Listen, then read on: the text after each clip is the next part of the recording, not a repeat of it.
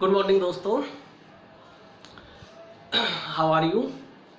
I am also fine. Yes sir, online classes में आपका एक बार फिर स्वागत है। दोस्तों, आज मैं इलेक्ट्रोकेमिस्ट्री का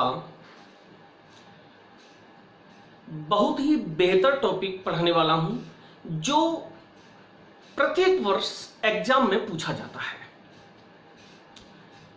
कोरोशन इंडस्ट्री में भी ये बहुत ज़्यादा इम्पोर्टेंट है, जिसे पेंट इंडस्ट्री बोलते हैं, पेंट करना।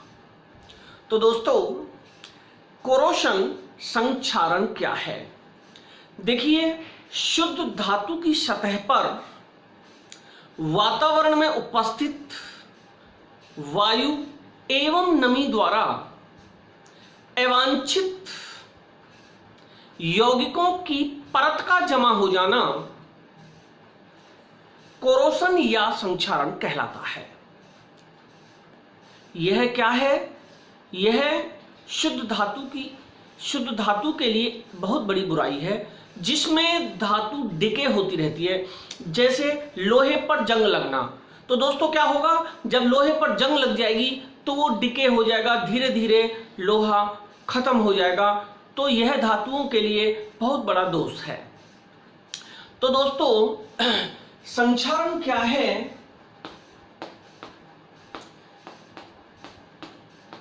संक्षारण को इंग्लिश में कहते हैं कोरोशन। कोरोशन वायुमंडल में उपस्थित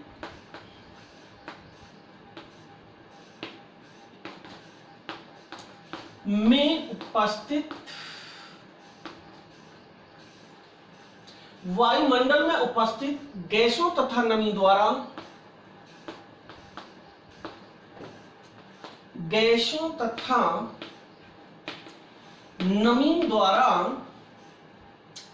धातुओं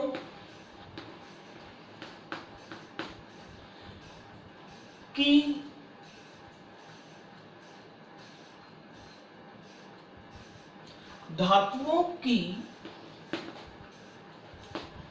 धीमी गति द्वारा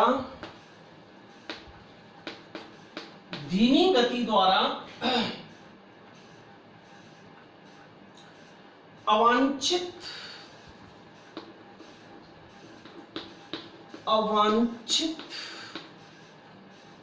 यौगिकों में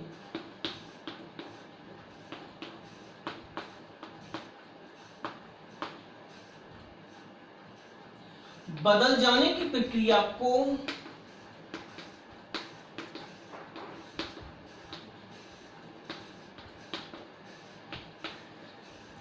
धातु का संक्षारण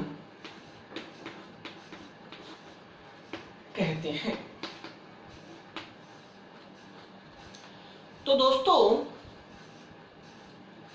corrosion is a layer in which the pure metal converts into bad material। Okay दोस्तों, ये बहुत धीमी प्रक्रिया है। जैसे लोहे पर जंग लगना, इसका बेस्ट उदाहरण है कॉपर। देखा होगा आपने, शुद्ध जो कॉपर होता है वो लाल भूरे कलर का होता है। लेकिन अगर कॉपर को हम बहुत दिनों तक नम वायु में रखे रहने दें तो उस पर ग्रीन लेयर चढ़ जाती है, ग्रीन परत चढ़ जाती है, तो उसे कहते हैं कॉपर का संक्षारण। ऐसे आपने देखा होगा चांदी की पायल, चांदी के जितने भी ऑर्नामेंट्स होते हैं वो काले पड़ जाते हैं। तो दोस्तों, इस प्रकार से शुद्ध धातु की सतह पर किसी भी प्रकार का धीमी गति से होने वाला परिवर्तन, जिसमें धातु नष्ट होने लगती है, उस प्रक्रिया को कहते हैं दोस्तों संक्षारण। अब संक्षारण का सिद्धांत क्या है, मैं आपको बताता हूं बेटा। आपको संक्षारण का सिद्धांत पूछ लिया जाता है। संक्षारण का सिद्धांत, इसका सिद्धांत क्या है? जो शुद्ध लोहा होता है बेटा, याद रखना है आपको, वो एनोड का कार्य करता है। अर्थात संक्षारण में भी इलेक्ट्रोलाइसिस रिएक्शन होती है, इसमें भी संक्षारण में भी विद्युत अपघटन प्रक्रिया होती है। ओके, इसमें शुद्ध लोहा एनोड का काम करता है और जो अशुद्ध होता है ऊपर बन जाता है अशुद्ध लोहा, उसके ऊपर जैसे परत लगेगी, जैसे देखिए ये शुद्ध लोहे की रॉड है, नमी और उस ऑक्सीजन की वजह से यहां इस पर ये लेयर चढ़ जाती है, यही तो संक्षारण है बेटा। तो याद रखना ये जो अंदर वाला है ये एनोड का काम करता है और ये जो चारों तरफ परत जमा हो जाती है ये कैथोड का काम करती है। इसे आपको भूलना नहीं है, अशुद्ध लोहा कैथोड का काम करता है, याद रखना है आपको। और क्या होता है, एनोड पर क्या होता है, एनोड पर क्या होता है दोस्तों, जो Fe जो होता हुआ है Fe2 पॉजिटिव आयनों के रूप में, आयनों के रूप में विलयन में रहता है। ये क्रिया एनोड पर होती है। और जो कैथोड पर क्रिया होती है, आपको याद रखना दोस्तों, कैथोड पर क्या होता है, वो जो Fe है इस तरीके से Fe2 पॉजिटिव में, तो ये किस प्रकार की क्रिया हो गई, ये ऑक्सीडेशन हो गया कि नहीं हो गया, ऑक्सीकरण। तो याद रखना है कैथोड पर इसमें ऑक्सीकरण की क्रिया होती है।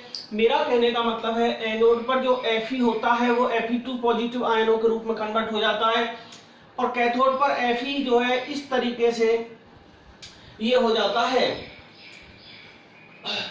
अब दोस्तों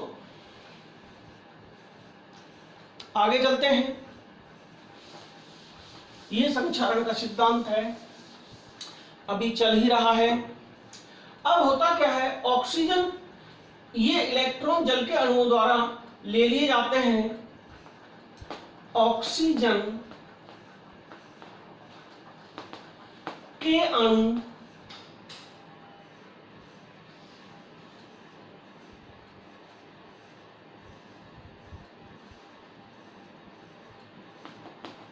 जल के अणुओं द्वारा ले लिए जाते हैं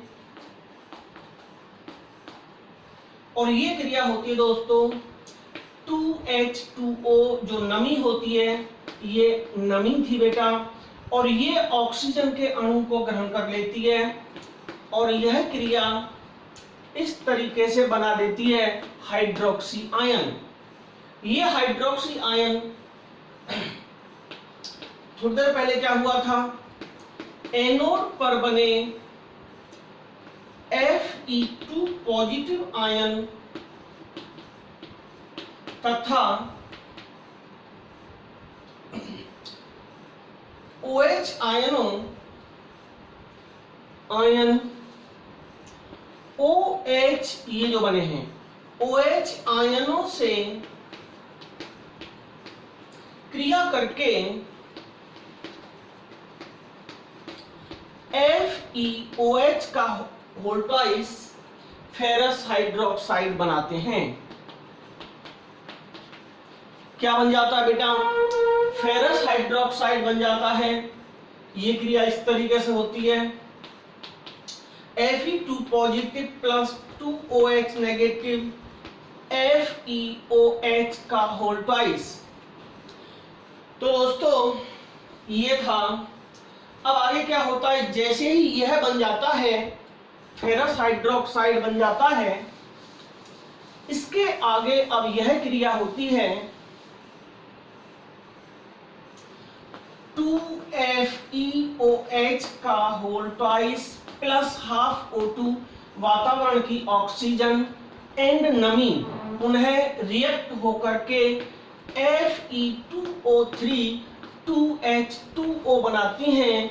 ये लोहे की रस्टिंग, लोहे की जंग का फॉर्मूला है, इसे कह देते हैं hydrated iron oxide. Hydrated iron oxide. हालांकि आपको नाम नहीं पूछा जाएगा, लोहे की जंग का फॉर्मूला पूछा जाएगा। तो ये लोहे की जंग का फॉर्मूला है दोस्तों। अब आगे चलता हूं मैं, आप थोड़ा सा जल्दी ध्यान करें, अदरवाइज वीडियो थोड़ा लंबा हो जाएगा, फिर दिक्कत होती है बच्चों को। इसके बाद में आता है संक्षारण को प्रभावित करने वाले कारक। संक्षारण बढ़ता कैसे है, कौन प्रभावित करता है? तो दोस्तों ये 3 प्रमुख कारण हैं। धातु की प्रकृति, धातु की प्रकृति में आपको याद रखना है, जो धातु अधिक क्रियाशील होती है उस पर संक्षारण बहुत जल्दी लगता है। अधिक क्रियाशील धातु, अधिक क्रियाशील धातु पर शीघ्र संक्षारण होता है। दूसरा है दोस्तों धातु में अशुद्धि, धातु में अशुद्धि। कहने का मतलब यह है किसी धातु में जितनी अधिक अशुद्धि होगी, अधिक अशुद्धि होने पर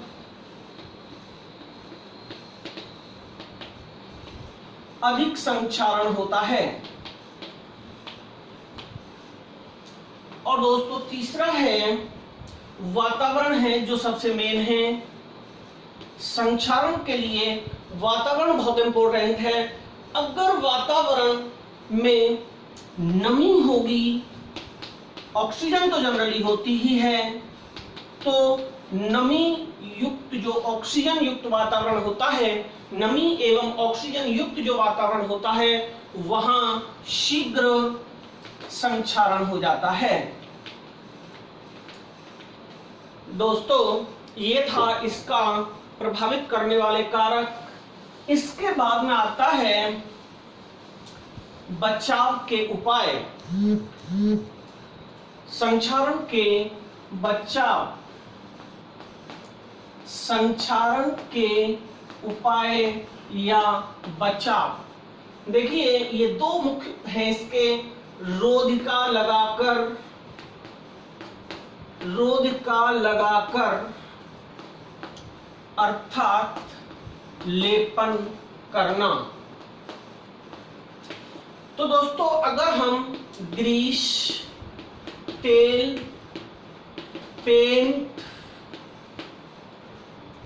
आदि की परत उसके ऊपर लगा देते हैं, आपने देखा होगा मेन गेट पर हम लोग जो है गेट पर देखा होगा जनरली पेंट कर देते हैं जिससे कि उसमें जंग ना लगे, तो इसे कहते हैं रोधिका लगाना।